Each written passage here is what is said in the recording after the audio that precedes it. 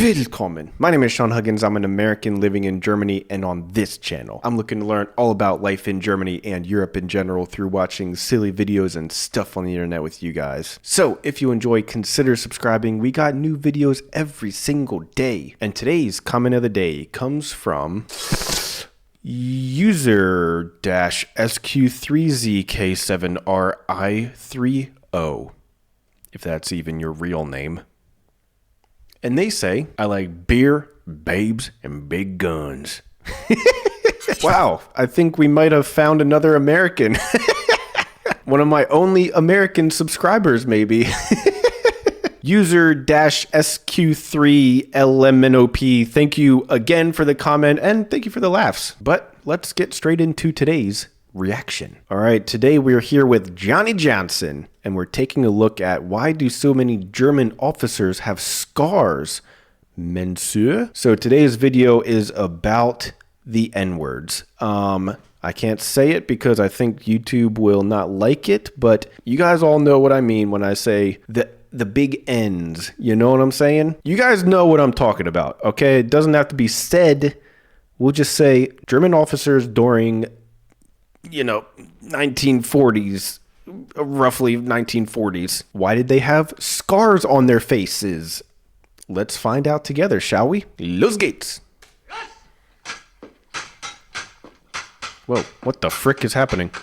What the frick? Mensur, or German academic fencing, is why so many German officers and the elite wore scars on their faces in the 19th and 20th centuries. These scars... Whoa! Dude, this guy's messed up. He must not be good at dueling. were badges of honor and worn with pride, though not always on the face of honorable men. They were the mark of having belonged to a Mensur organization. Dude, these pictures are haunting. What the frick? These are all real people. Whoa, dude, that's crazy. Usually reserved for the upper class and or those with a university education, where a student could join a Mensur fraternity or corporation. A fraternity? Oh my gosh.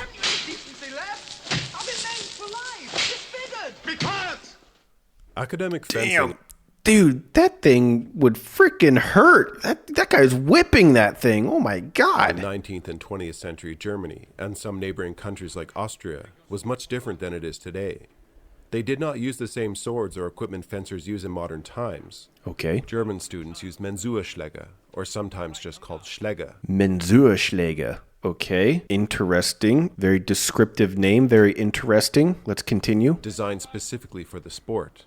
These swords varied regionally, but were designed to cut, in a similar way to a razor.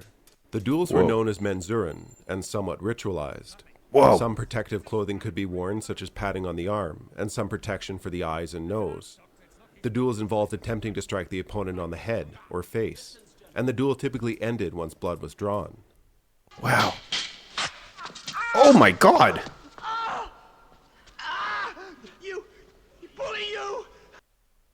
These duels were not so much about winning or striking a blow, but showing courage and the ability to take a hit. A duelist in such a match... Dude, what is... Okay, hold on. Now, this is a very serious subject right now, okay? This is a very serious subject, and we're watching this for educational purposes, all right? That being said, we just got to run this back real quick, just a few seconds here. What's the strategy here? I want to know what the strategy is with this dueling strategy. Look at these guys. They're like freaking helicopters. Take a hit. A duelist in such a match was just... I mean, they're just standing there like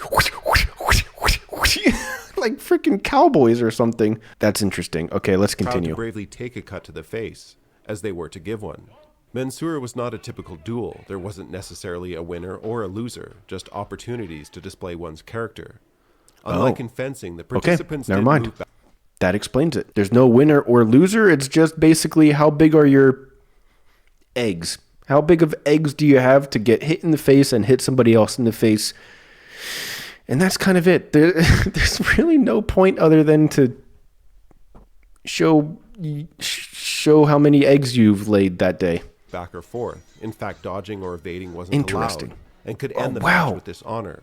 The participants were you can't even try to move arm's length until the match is over, which was overseen by a referee and oh often my a doctor. Goodness.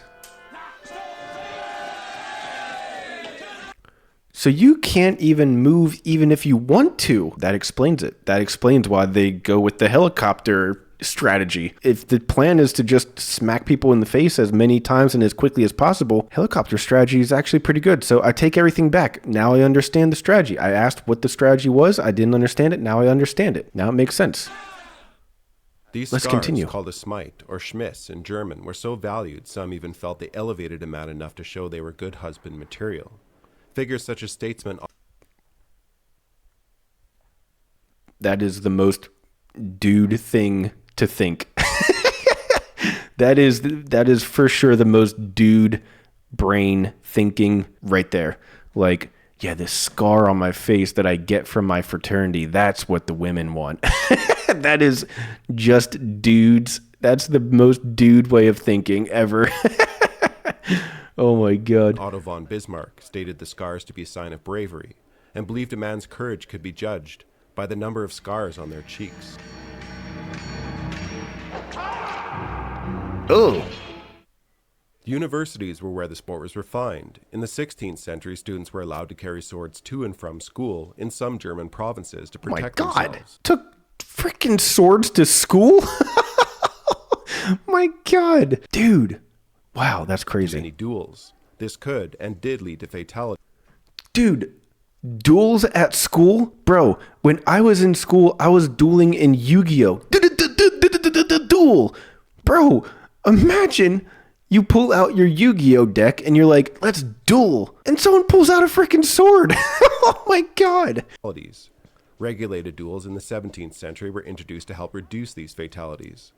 Refereed duels became safer and popular, and duels slowly evolved into a sport. This sport further exploded in popularity during peacetime in the late 19th and early 20th centuries, with military officers looking to prove themselves. Pish to you. Dueling was outlawed by the Nazi Party in the 1930s.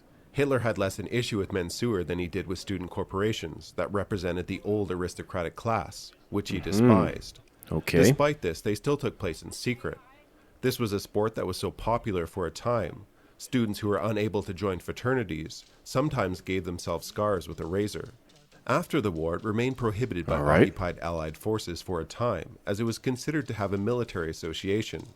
The sport returned in the early 1950s and is still practiced today, with significant improvements to safety, greatly decreasing the chance of any scars. Okay, so now people still do it, but in a way where you don't get scars. All right, very interesting.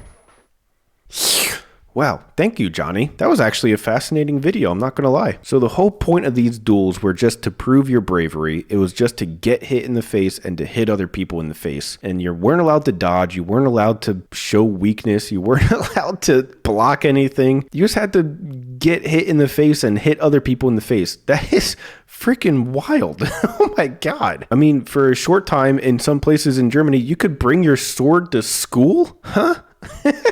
What is this, America? Like, bringing a weapon to school?